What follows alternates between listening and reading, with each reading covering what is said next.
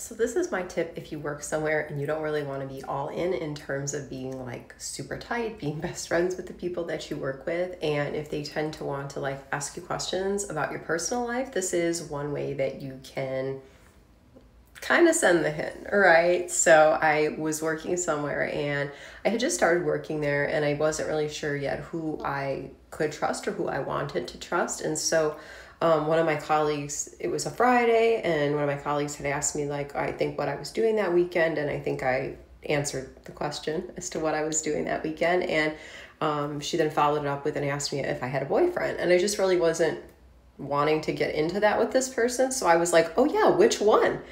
And it just took them so by surprise. They had no idea. They weren't expecting me to say something like that. And they didn't know if I was joking or if I was being serious about like being polyamorous. And so it just really showed them in that moment that like they were overstepping by asking that question, because the fact that they could have potentially been uncomfortable with what I said, like then you clearly weren't ready for the answer. So don't ask people questions at work that you aren't like ready to hear the answer for, or if the answer could be something that's like TMI, that you're like, oh, this isn't really like a workplace conversation now, is it?